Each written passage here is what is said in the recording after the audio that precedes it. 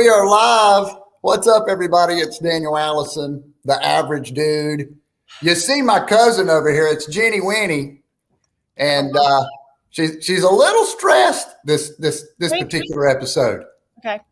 But we're going to actually talk. I think it's so fitting that today we had a little bit of stress and consternation before we get going because our guest is going to help us with it.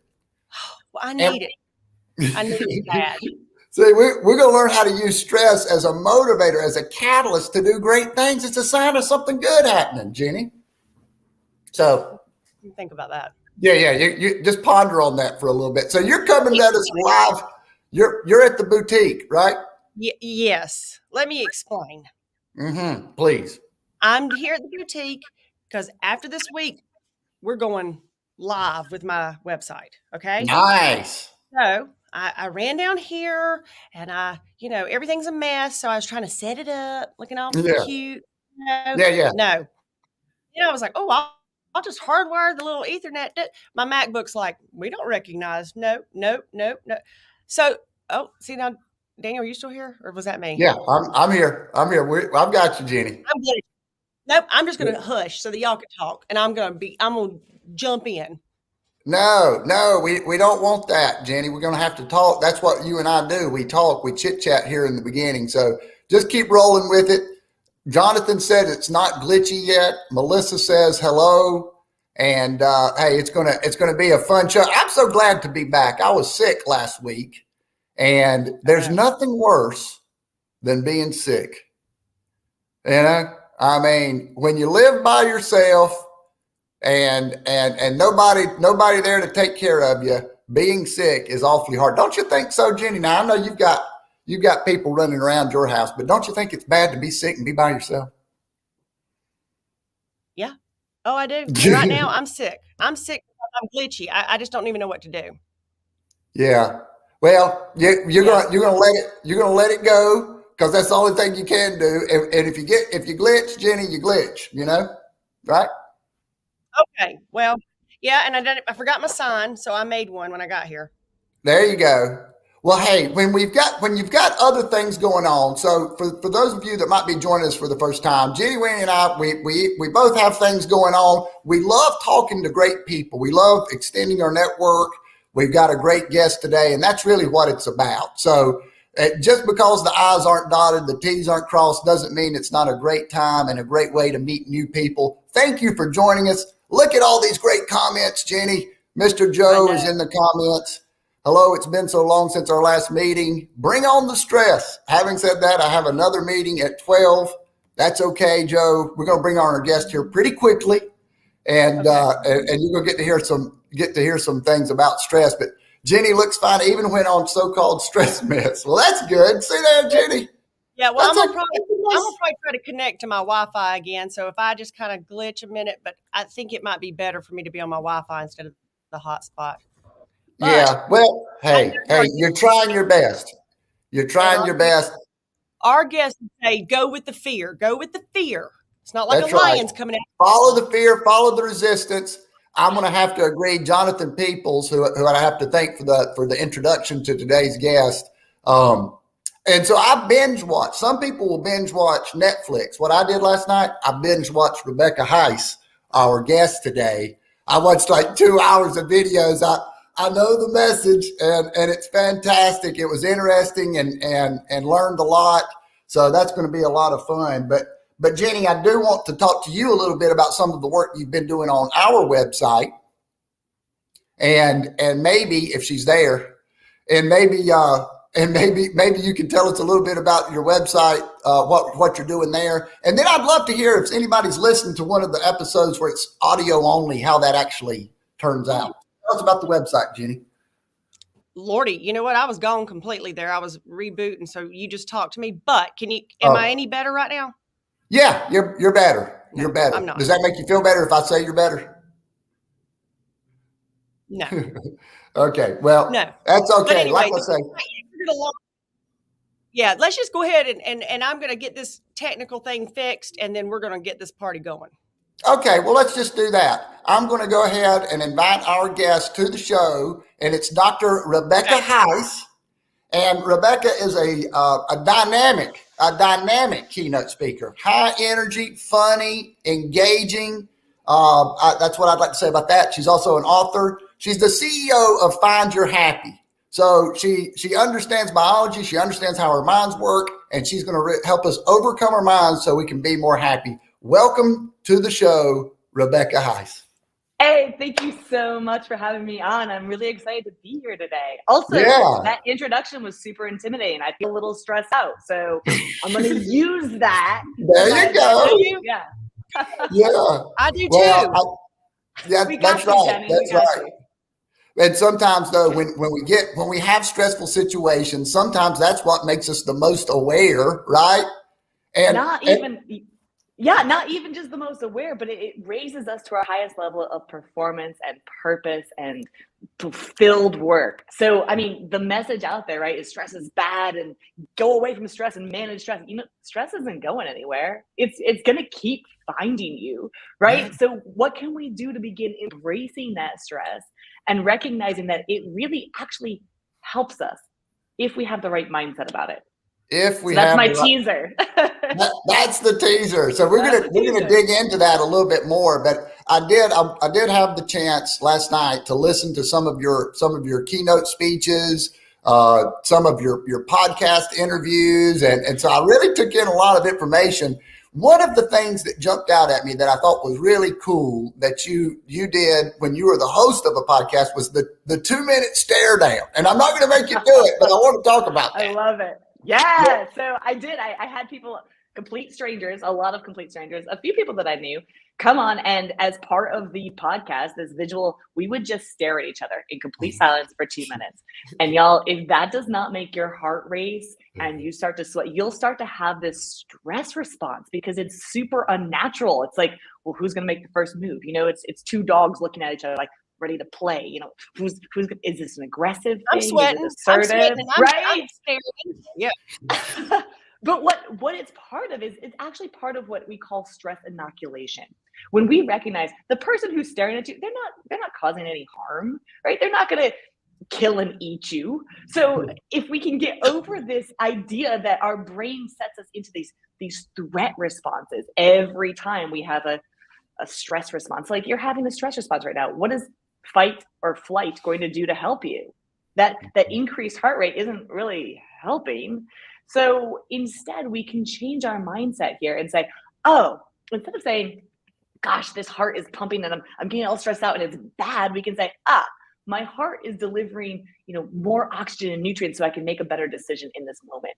And that little flip, that little mindset shift actually helps us to perform better.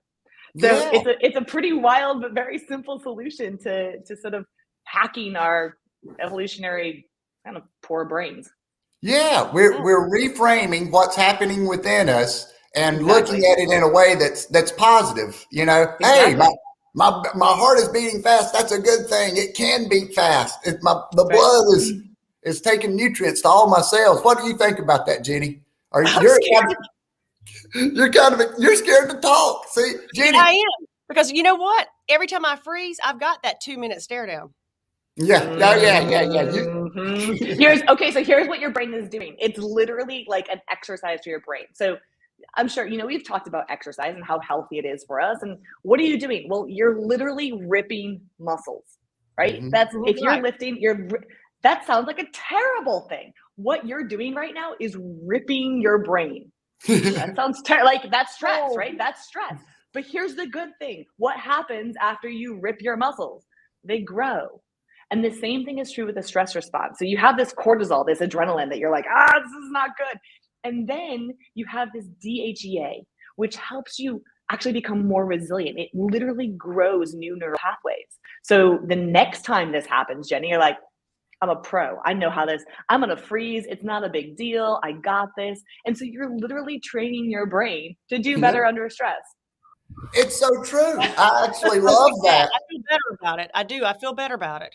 Yeah. Well, and that's one of the things we're going to talk about later. We've got so much that I actually want to talk to about with this guest here. So this is going to be a lot of fun. But really calling it like it is, right? If I feel a certain way, Jenny feels stressed. And for me, and we're going to talk a little bit about public speaking, but Rebecca, as you know, they tell you, don't say that you're nervous because we know that you're nervous. But for someone like me, I like to call it like it is. And if I'm feeling a little nervous, that helps me to move away from that. Right.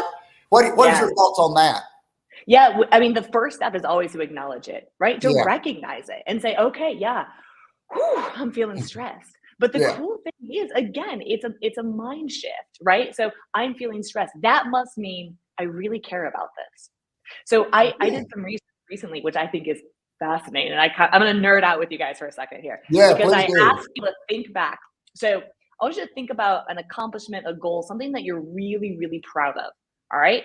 Now think back to the time when you were in the middle of doing the work to accomplish that goal. What was your stress level? Mm-hmm. So most people are like, oh my gosh, it was like 100 out of 100. It was really high. Yeah. And so when we begin to recognize that actually this stress is leading to very purposeful, meaningful work, then it's another reframe that we have. And it's going, I'm nervous. Oh, that's great. That's great. I'm doing something important here. Yeah, I'm on the right path. Because, if we don't have stress, we're probably not doing anything. And then we complain about our lives being boring. It's so true. It's so true. When you look at the stress, like the normal curve for stress, it looks like that stress and performance. So if you have zero stress in your life, which incidentally, people always come to me and they're like, I want zero stress in my life. No, you don't. That's a dead person's goal, right? Like you're going to be so bored with zero stress. You will have a meaningless life. Yeah. What you want is a mindset shift so that when you get into that like really distressed state of just, this is too much and I'm overwhelmed and I can't do it, you can say, wait, pause.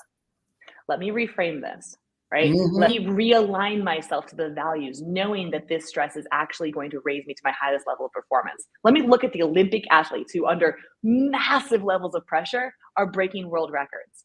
Yeah. I can do that, right? I can do that. Yeah, and I like going back to I like the idea of relating it to breaking your muscle down and then repairing it. And that's kind of what happened. We get into that kind of stressful state, whatever that might be, before a keynote speech, before a live, before a podcast, whatever it might, or around people that intimidate us, right? But that breaks us down. But then we build back up and then the muscles start getting used to it. So then we're in that same workout. It feels, hey, it's not as bad as it was last time. I need more, right? That's exactly it. I actually always say that your body really helps you with this because your body is releasing pretty much the identical hormonal cocktail when you're really stressed out and when you're really excited. So the only difference, like you're having this bodily experience, my heart is pounding, I'm sweating, I'm about to get on stage and oh my gosh. Are you having an adventure here? Is that a good thing? Are you excited? Or are you having an ordeal? That decision is there. You make that decision. You consciously decide what story you want to tell in that moment. And I think that's incredibly powerful. Oh, did I freeze up? No, I think Daniel froze up this time. He scared me. I was like, I'm not even good. This is so nice. Good. Isn't that fun? Well, I have a question then. If I'm not, because I was watching some of your videos and stuff, and my biggest thing is fear of failing. Okay, oof. I have these great, even with the website. Okay, I'm going, and finally I said, I'm closing the store for a week. I'm doing it. It's been asked for. I'm doing it. I'm going in all or nothing. Good for you. Okay, I love it. It's that fear though of failure. Yeah, it's so powerful. So fear of failure, fear of rejection, and fear of other people are three of our biggest fears. And that is completely normal because again, ancestral brain, right? Yeah. If you got kicked out of the tribe, you were rejected. If you failed to bring home enough meat to survive or whatever it is, whatever analogy you want to make, that's death. So your brain is literally saying, oh my gosh, don't stress up, you're going to die.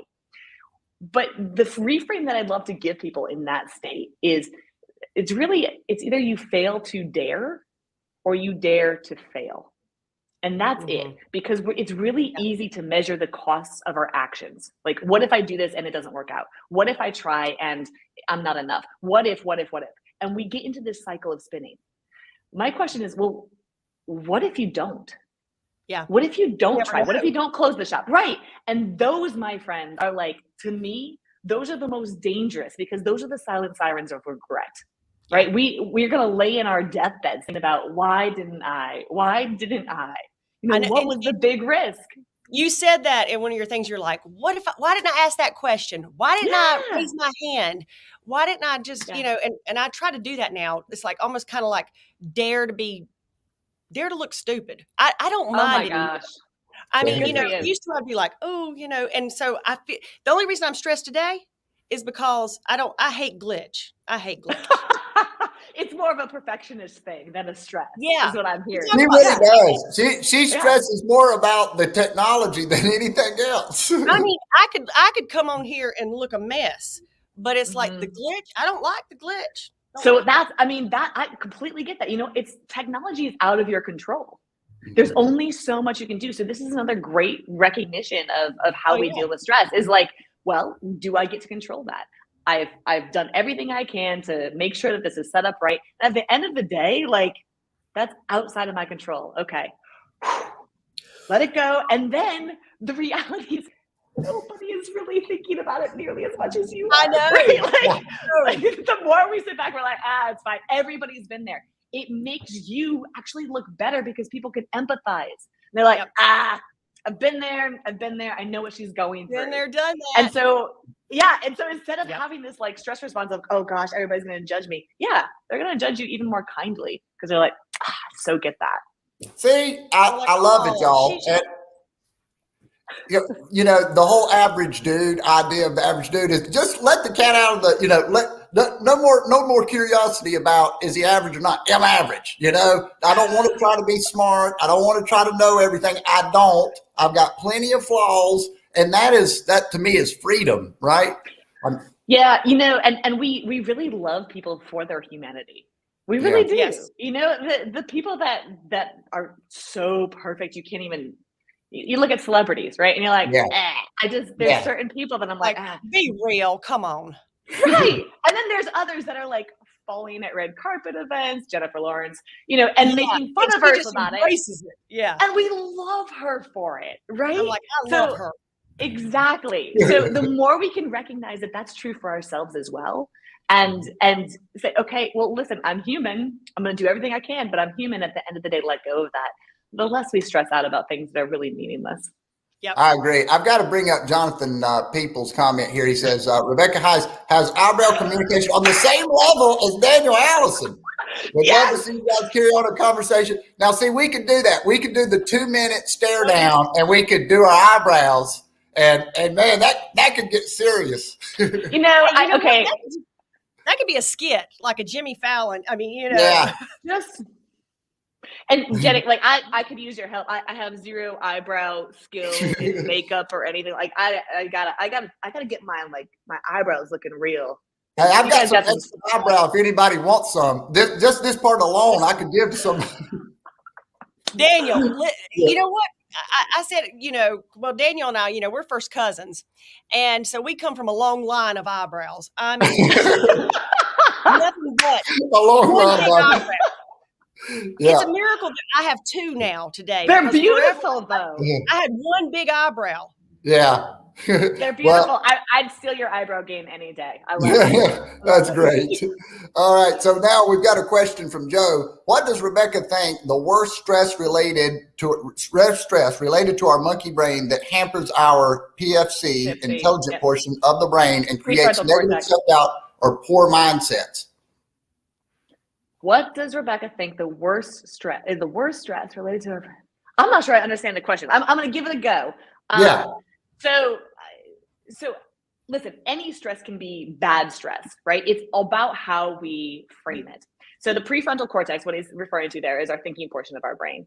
And when we're under a threat, so whether that's, pings and dings from our email coming in and feeling overwhelmed, whether that's somebody who looks different or thinks different or acts different or has a different political affiliation, we're like, whoa, that seems like somebody outside of my tribe. I don't know. We have these completely illogical reactions, which cause us to fight, flight, or freeze, none of which are really helpful. So in order to reactivate that prefrontal cortex, to get back into that thinking portion of our brain, I ask people to do their ABCs. So literally the A stands for activating the adventure mindset, right? And that is literally recognizing that you're having a stress response and choosing adventure. Well, how can I have an adventure in this moment, right? Maybe it's just, okay, I feel this, and this is helping me get to a better space, get to a place more cognitive. The second step is breathe.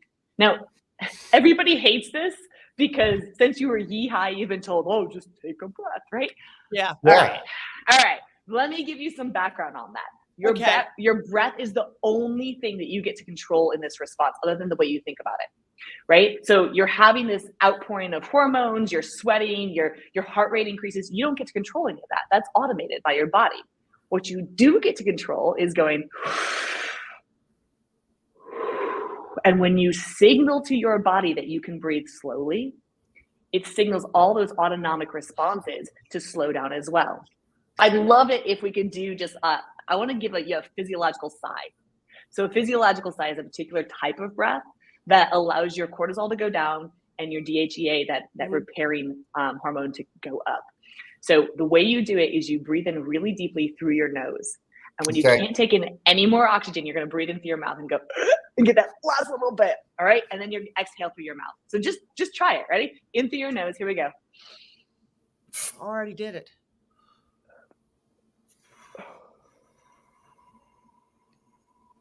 You feel that?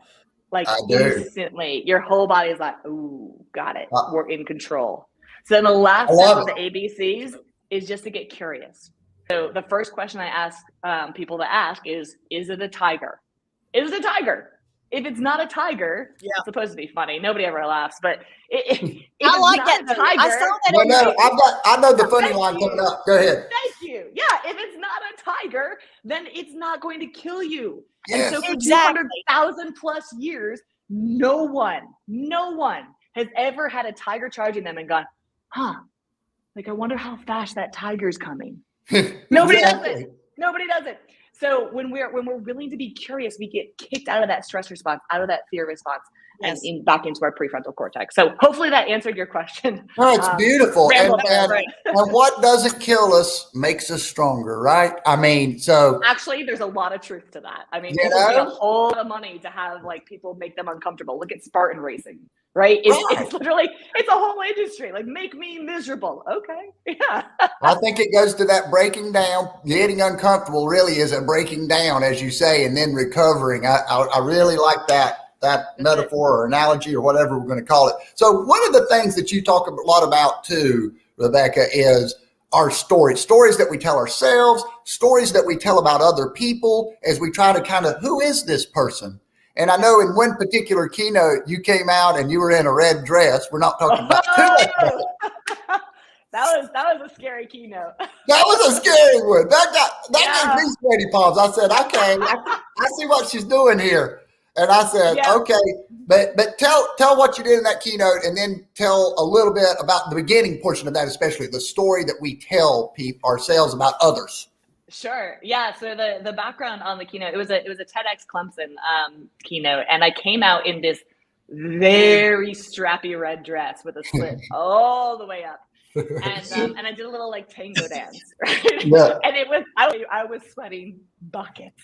And I did my first ever on stage change. So like I had a little portion up, and I went behind it, and my best friend in the world helped me like throw on my little professor clothes and my glasses. And I came back out and I said, okay, what story did you just tell about that woman? And what story are you telling about this woman with her glasses and her professor, outfit?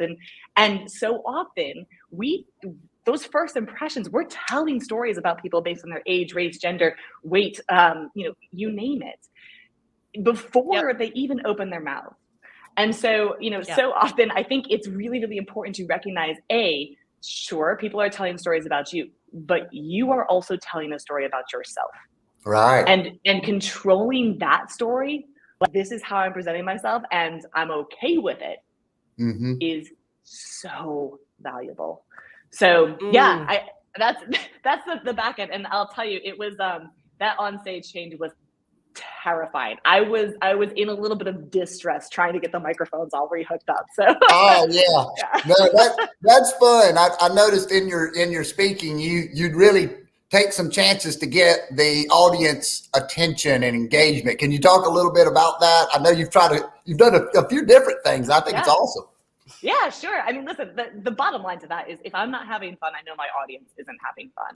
That's right. So I'm constantly doing, we do dance parties as part of a stress inoculation. I have people, that's fun, right? I have people singing. I bring people up on stage and I have them do slideshow karaoke, which I don't know if you heard of this, but basically they don't know what's coming up.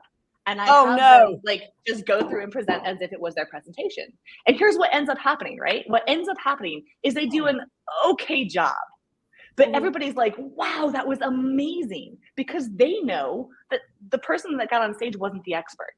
Yeah. And I think so frequently we set ourselves up to have to know everything and be everything and have all the answers, when people know we're not all experts. We're average dudes. We don't always have the answers. And so when we're willing to go all in and just say, that's the best I can do, people are like, wow, that was awesome. Right? And showing up and going, I know how to do this. There's some value in that. I think there's that big fear of looking stupid, not knowing. Exactly. Exactly. But have you ever had somebody go, you know what? I don't know that. Let me get back to you. And thought, wow, that's a dumb person.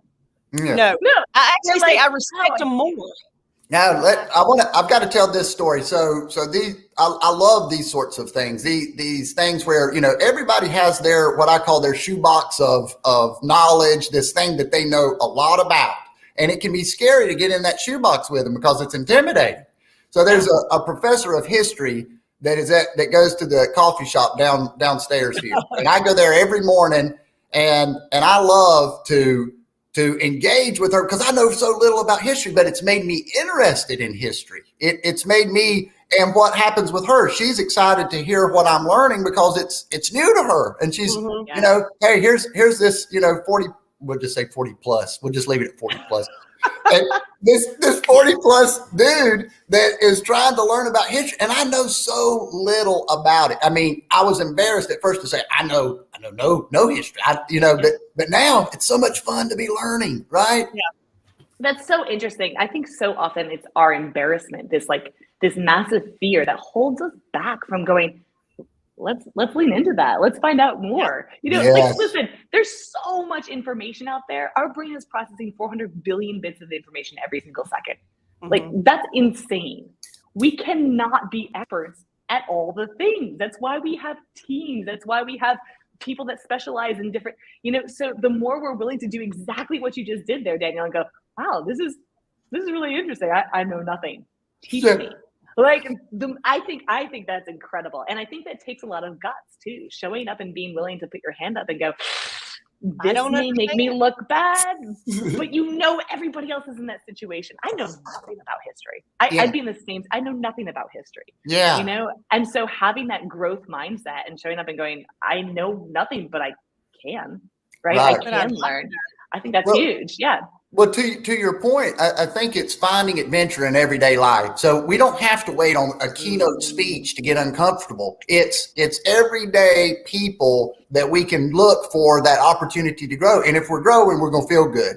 It was very uncomfortable when I first told her, listen, please don't ask me any questions about history because I know nothing. I'm letting you know. But after that, it's a great conversation. Now she knows, and now I can have fun telling her what I learn about World War II or the Civil War or whatever it is that we're talking about.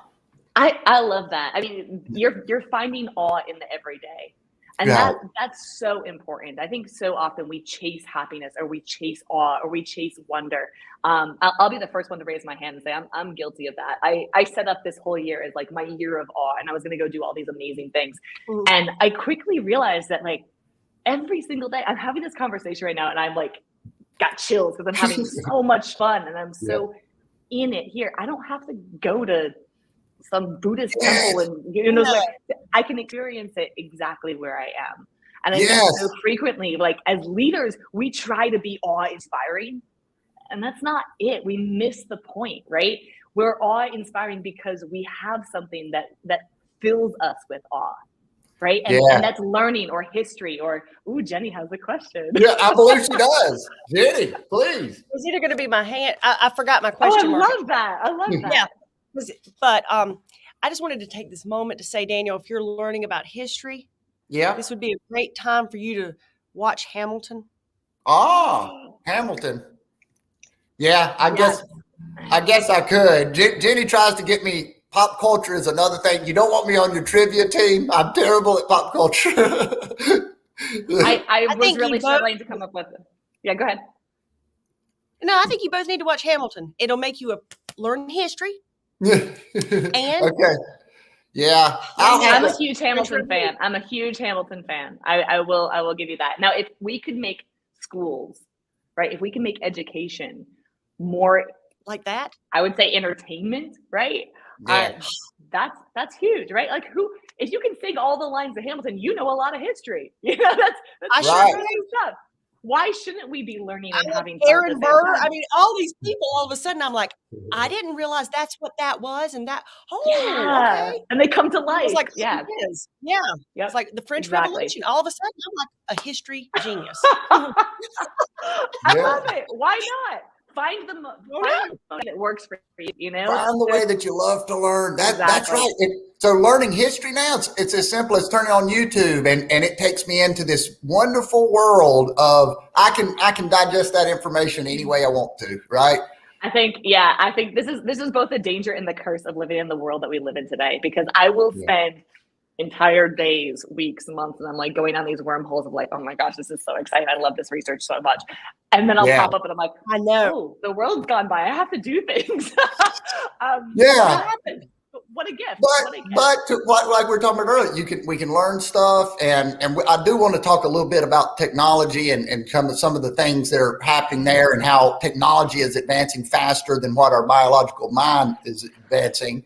So I think that's interesting. I know that's something that you talked about, but going back to the story. So I'm curious about your story. How does someone that's into biology and studying biology decide to go into leadership training? Yeah, they don't. They fall into it accidentally. Okay. Here's what happened. I was recruited actually to Greenville, South Carolina to open Next High School. And so I was one of the founders of Next, and that was an amazing experience. Like, my background is in obviously biology, but also in academia and education. And so I had just an incredible time with great creators in that space, some of whom still work on my team today. And I gave a TEDx during that time, just because it was fun. And one of my students nominated me. They'd been learning a little bit about evolutionary biology through my class, and they nominated me, and I gave a TEDx. And immediately afterwards, somebody was like, "Oh, would you come speak to my company?" And I was like, yeah, sure. And then me a paycheck, and I was like, what? This is a thing? And I get paid? Yeah, right. Like, I do this all the time. This is what I love. And unfortunately, at that time, my sister-in-law, who was a sister to me, was diagnosed with terminal cancer. And so I quit my job. I sold my house. I divorced my husband in the matter of a month, and quickly realized, like, I'm not independently wealthy. I do need to live somewhere. I don't know what I'm doing with my life. Oh my gosh, what am I doing? And I started speaking, and I loved it. I just fell in love with the people that were eager to like lean in and become sponges and learn. And I thought I brought a kind of unique perspective coming from this evolutionary biology space and stress physiology to say, I see what you're doing there, and let's talk about how we can approach this slightly differently. I do. I love that. I love that angle. I think it's really cool. It makes a lot of sense. Yeah. Yep. I mean, to overcome ourselves, we've got to overcome this thing that's programmed, right? And this is the hardest thing, Daniel, because people will ask me like, well, who's your audience? And I'm like, well, do you have a brain? And do you want to use it better? So... Oh yeah. You want to niche down, and maybe you can in some regards. I know. I need to do that, and I can't, because I'm like, if you have a brain and you want to perform better, or you want to lead people into performing better, hi, I'm your girl. Yeah, I love that. Good. That's really good. And I will tell you, like, it's such a gift, because what you're saying, I get to learn every day. It's my job to be on top of this research. It's my job to keep learning. So, like, what a great job. Sorry, Jenny, I cut you off. No, it's okay. On your LinkedIn, though, I was asking Daniel, I said, I wanted to know when you said, like, ask me about, and you had like a list of things, like, you know, biting lemons and like crows or something. Yeah. So, okay. So the biting lemons one is very simple. When life throws you lemons, you bite it. Lemonade. Yeah. You can't make lemonade out of just lemons. Like, life has to no, you need sugar. That's another thing I don't know. Sorry. Oh no, I don't know. It's not your fault. I don't think this is common knowledge. I think this is just my perspective. Is like when life is throwing you lemons, you just need to bite the lemons because they're going to be sour. They're going to suck for a minute, but then it fades, right? And you start to gain perspective, and you can add purpose to that. And you're like, oh, that was there for a reason. Now everything else tastes sweeter.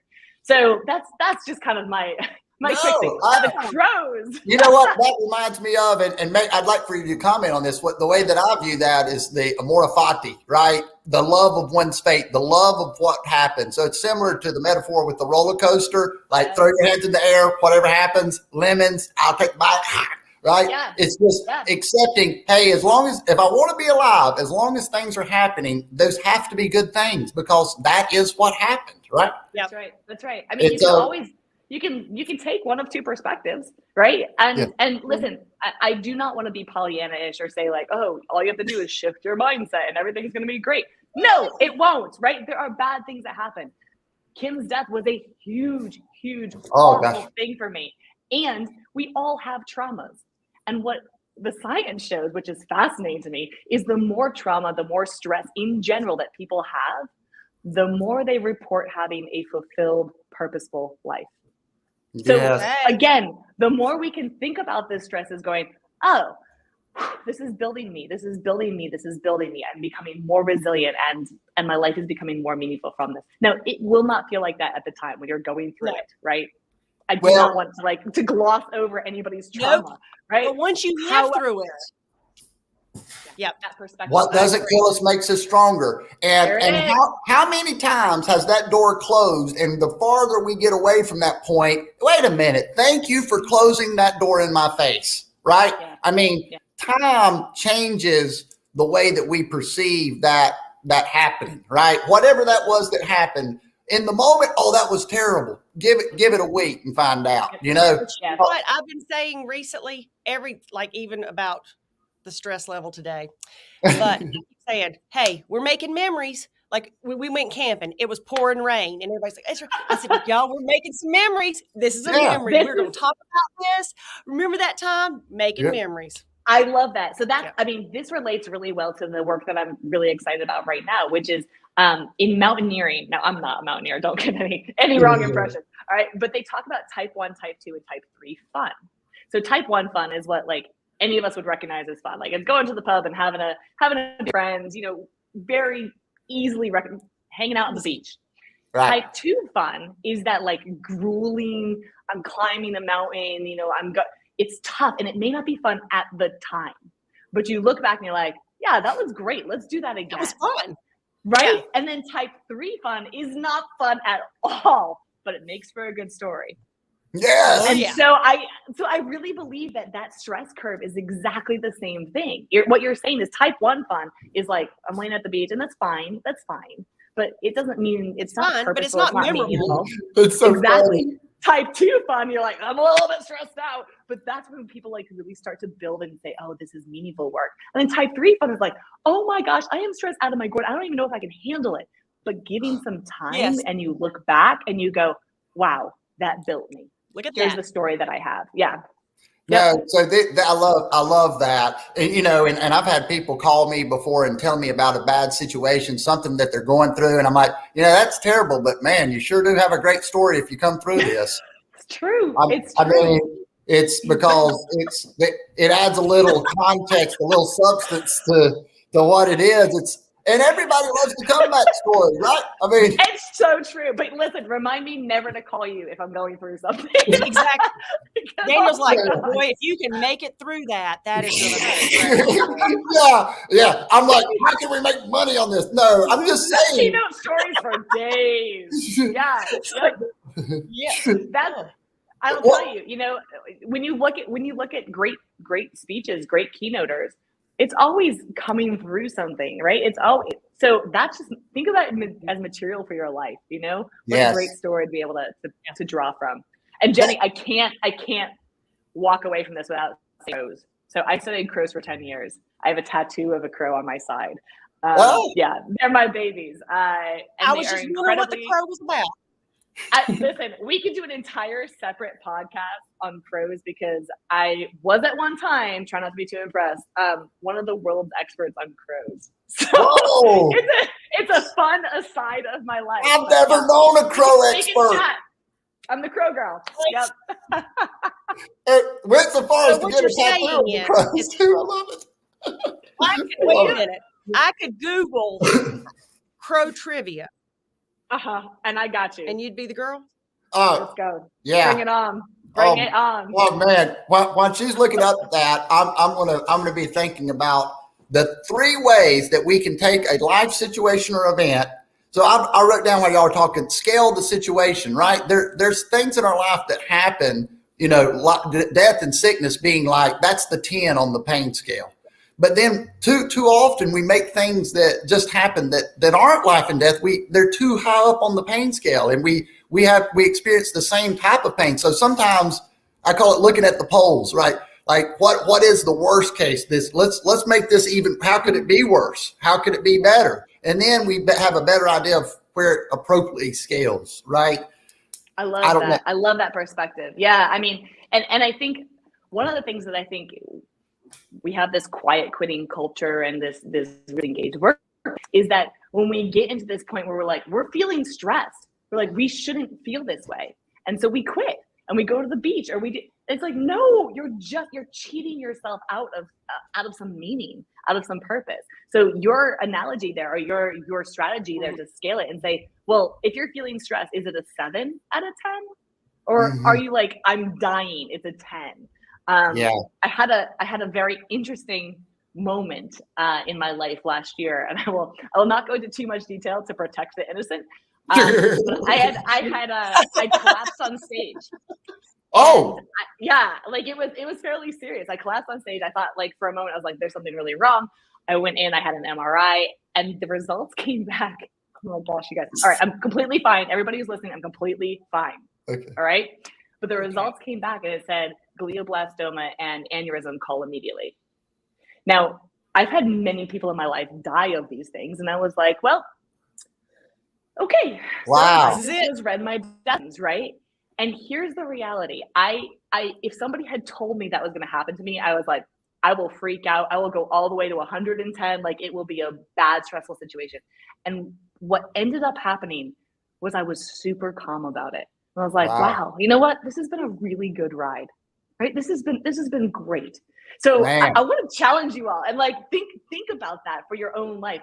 If you got that diagnosed tomorrow, I thought about how would it feel?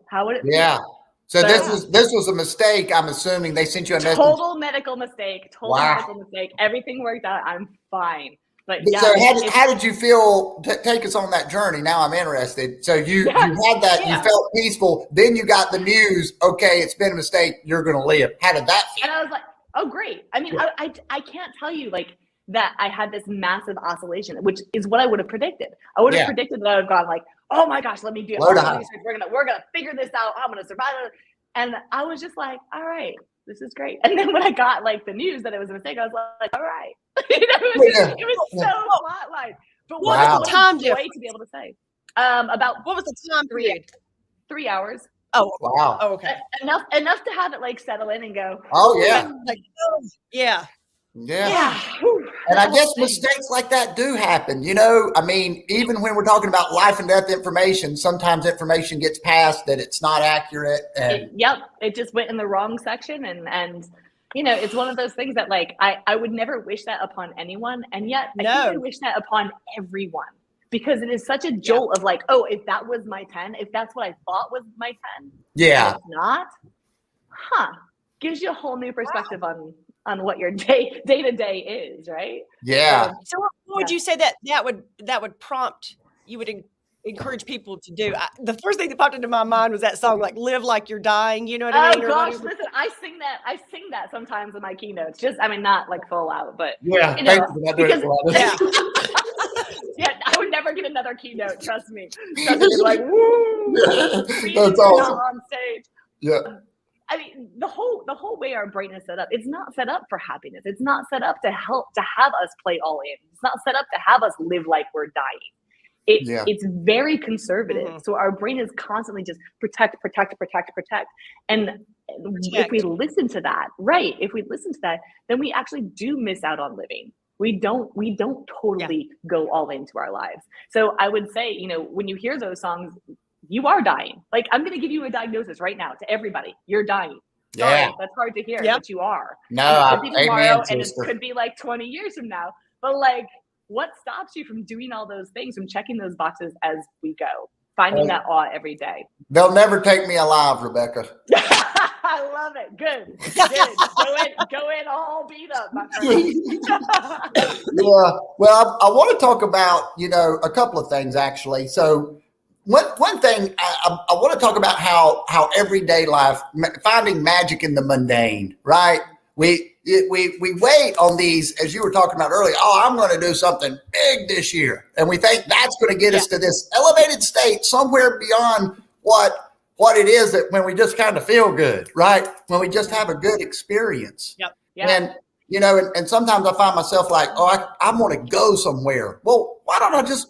There's streets right here downtown Spartanburg that I have not walked, that I have not looked at, places I haven't gone into, people I haven't talked to. This is a way to find that state. And at the end of the day, it doesn't matter if you have $1 million in the bank or $1,000 in the bank. You can't feel any better. I think about this sometimes. People sitting on a park. So true. You know, people sitting on a park bench. I'm sitting on a park bench. There's a homeless man that sits on a park bench, and then a ultra rich, successful star sits on a park bench. We're having the same experience on that park bench. Yep. I mean, I'll tell you, not only that, you may be happier. One of the things that has blown my mind is, you know, as I've gotten to talk with fairly known figures, you know, large leaders of large companies, that I'm like, wow, you really got it all.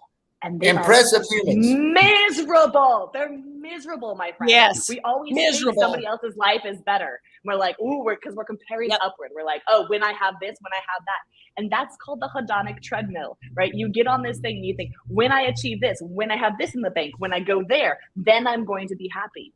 And the more we chase happiness, the proverb that I like, and I forget where this comes from. So somebody help me with this research, but is the more you chase a butterfly, the more it eludes you. But if you sit still long enough, it'll come land on your shoulder. And to me, that's happiness, right? Just sit still and notice around you on that park bench. Notice those streets that you haven't walked on. Have that conversation with a friend that you haven't reconnected with in a while. Those are the true moments of joy and beauty in all of our lives, and we all have access to it. I've got to talk about the chasing butterflies thing. Yeah. I remember a guy one time. He was a fantastic salesperson. We were all on the phone. This is a cubicle farm. Everybody's calling out, and there was one guy that was just killing the game. I mean, just absolutely fantastic. I said, Brian, tell me, what is it that you're doing? What is it that you see? He said, when I look out into to everybody else, he said, they're running around chasing the butterflies. And he said, and what I do is I lay back and I let the butterflies come to me, you know? And I thought, dang it. Catch more flies with honey, right? That's right. But you're right. You can get out there and you can start chasing what other people have. You can be waiting on fulfillment, waiting on that perfect relationship, waiting on that perfect vacation. And it's always greener. Oh, I wish I would, you know, the people in the relationship want to be single. People that are single want to be in a relationship, you know? And that's right. Yep. And so we so often overlook what our advantages are. Maybe it's flexibility of what we can do with our life, but there's always something there, right? There's always something that we can hold on to. You know, gratitude changes everything. It really does. When our brains are like negativity seeking missiles, right? So they're constantly looking for the scarcity. This is what I don't have. This is what that person has. This is what, when you become, and this sounds so cheesy to say, but it really does. When you start to look for those positive things in your life, like what is one thing that your partner does or is, or why are you with them? Find that one thing and like just tell them that today. Or if you're single, find the one thing that's amazing about being single, right? Yeah. And if you need help, ask your married friends. They'll tell you. They'll tell you. Yes. And the more we can appreciate that, the more we can appreciate that, and we just make that conscious, bring that to our forefront of our minds, the more satisfied we'll be in our lives. There's this whole conflict between maximizers and satisficers. It's a real word. I know it sounds made up, but satisficers have this like checklist. They're like, this is what I need in order to be satisfied. And it's really rare to have satisficers in today's world, right? But they're like, I want somebody who's not going to cheat on me, somebody who's going to be stable, somebody who appreciates who I am. Like those are the three things. If you have that, yes, then you feel great. But if you are a maximizer and you're like, that's great. What have you got over there on your plate? Like what else? What else? What is that? What else could I get? And I'm not blaming anybody for it. It's a natural human tendency. I do it myself. Like with other speakers, I'm like, hey, how'd you get that gig? I want that gig. You know, it's natural to do. But the more we can pause and say in those moments, yes, that's great. And what do I have? What do I have? We feel threatened when people are kind of swimming in the same pond as us, right? Yeah. Like it's similar to like if you're talking about, or you're kind of, you don't run into many people that know a lot about crows, do you, Rebecca? So, that's true. I mean, this is a very small niche, so I'm like, yes. Yeah, but maybe it's, we tend to feel uncomfortable when somebody's going to take away where we hang our hat. Don't take my hat rack. You've got the same hat rack I do. And that makes us a little more uncomfortable. There are 8 billion people in this world. Like, people are going to do the same things as you, and it's great. The more you can have that abundance mindset. Like, listen, speaking, I talked to what many would say is my biggest competitor yesterday on the phone. There you go. We have a wonderful relationship. She's amazing. Hire Elizabeth Lombardo. If you can get her, hire her. She's incredible. I love that attitude. If you can't, I'm around. But that's there is so much work for all of us. There's so many opportunities for everybody that why aren't we holding doors for one another? Because that way all ships can rise. Right? The more we get into this competitive scarcity mindset, the less we'll see. And literally, like that is literally true. It's not just this like nice way of thinking. It's like my physiology narrows my vision. And so I literally don't see the opportunities that are there. Bring on the worthy rivals, baby. Let's rise together. That's right. That's something that I'm finding in. So we've got a networking group, and sometimes there's a crossover of scope. Like, and sometimes there might be a tendency to wait a minute, I do that too. But what I'm realizing is, hey, I do that, but it's not really what I want to do, and you do it better than me. Why don't you come with me, and we'll go in as a team? We'll go in stronger. That coming together, that connecting is always powerful. I love that. Yeah. Or, if you're doing it this time, great. Let me learn from the techniques that you're doing. Well, how are you connecting well? Then how can I mesh with that? And maybe I can add something that you're not. Like there's so many ways to not compete, but to rise together. Yeah. And it all goes back to that self-awareness, calling it like it is. Hand me a mirror that has terrible lighting and shows the accurate reflection. Yeah. Listen, I love that because it's just information. I will share with you today. This is actually hard for me, right? I got feedback from a keynote that I did yesterday. Okay. That was mostly glowing. But you can speak to 999 people, and the one person that you focus on is the one who's like, And I got one of those. And I immediately had this threat response of like, oh my gosh, I have to change everything that I'm doing because this person heard me. And I had to pause and go, wait a second. This is just information. This isn't personal, right? This isn't pervasive. This is information. So what can I choose to do with this information? Going to help me grow as a person, help me deliver better, rather than going into this like defensive mode of like, she just is just a little too sensitive and she doesn't get my like jealous. That doesn't help anybody. That doesn't do anything, right? How can we doesn't do anything forward? Exactly.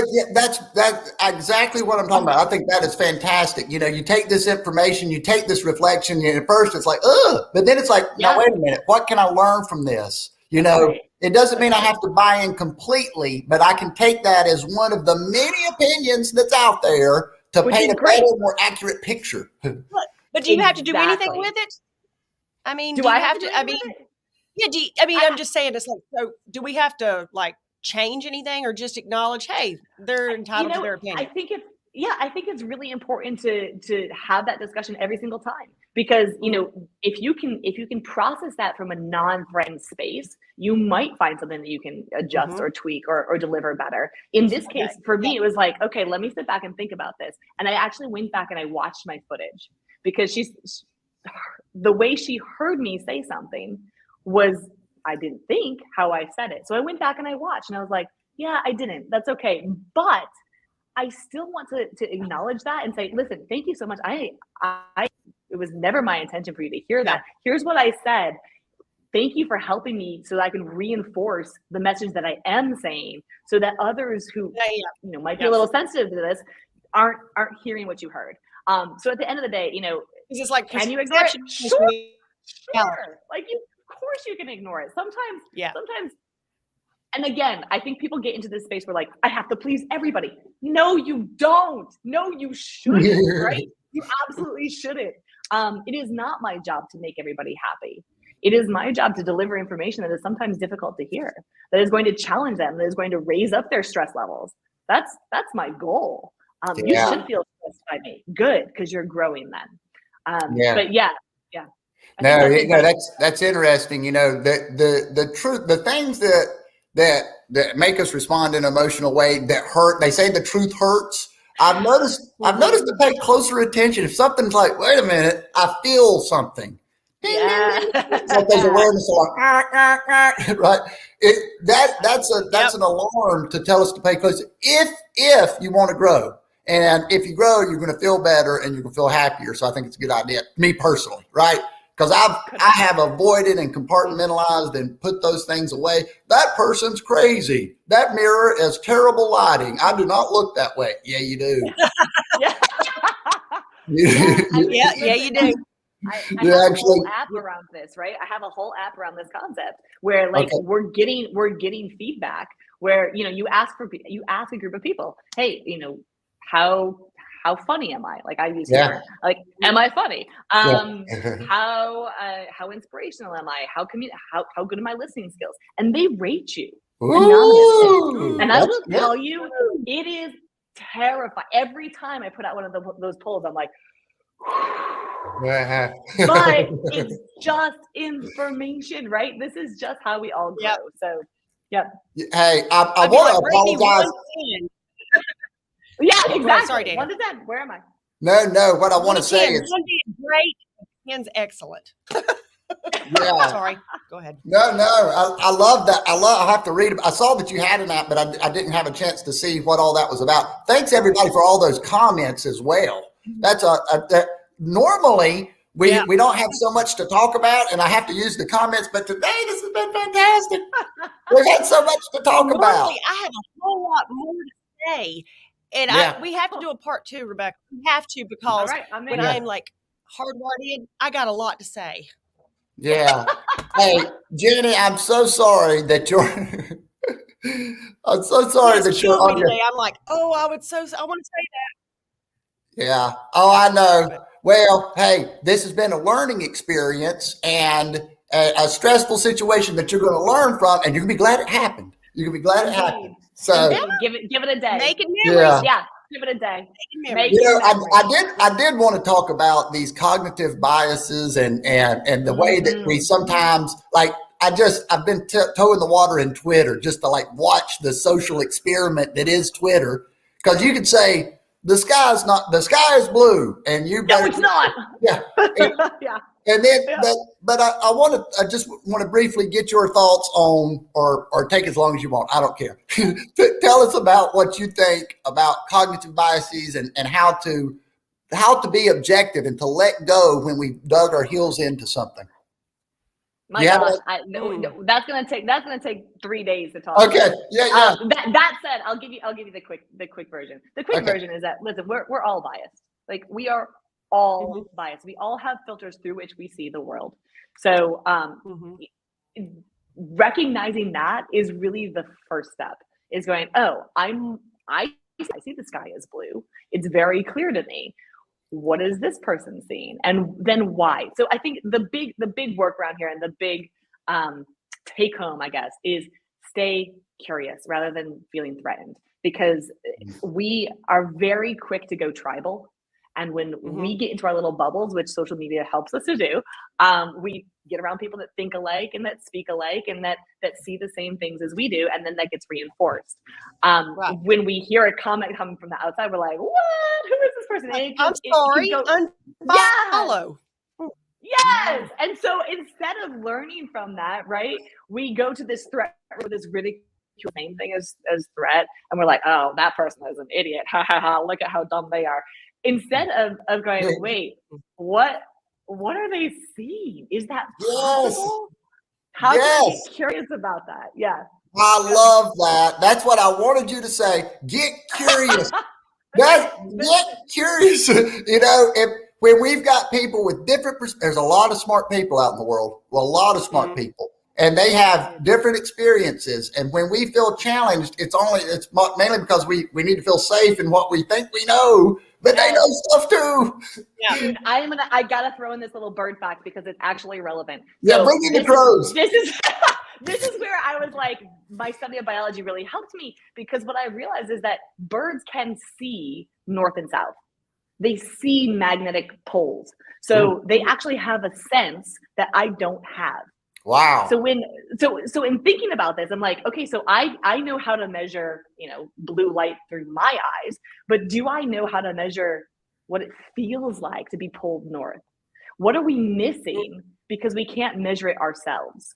And that could be, as an individual, I can't measure it because I am a white woman and I don't understand the perspective of a person of color, or because any number of factors is like, well, I can't measure that.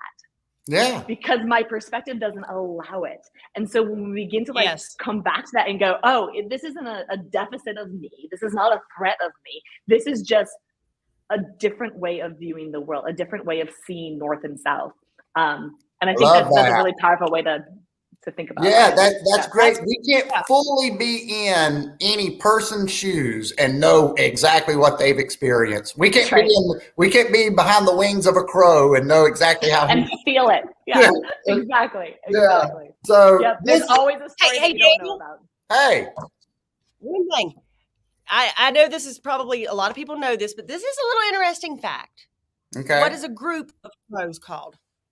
A murder. A murder. How about a group of ravens? This is a fun one. A group of ravens? Ravens? No idea. A conspiracy. What? Conspiracy of ravens. So conspiracies can lead to murder. I mean, it's just fun, right? That's beautiful.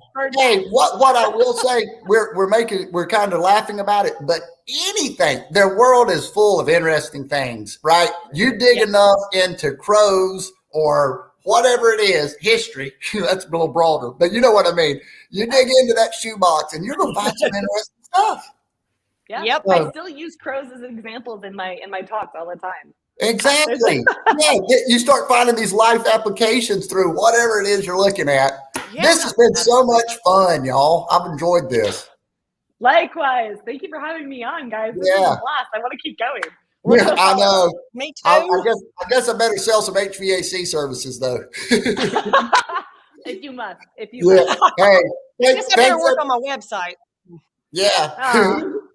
All right. I want to thank everybody for the comments, for joining us today. Rebecca, thank you for coming on the show. How can we find Rebecca Heiss? It's pretty simple. If you just go RebeccaHeiss.com, you'll find me. I'm on all the socials at Dr. Rebecca Heiss. So don't hesitate to reach out. I'd love to hear from you and answer any follow-up questions. Thanks again. See y'all, everybody. There's the phone. Bye.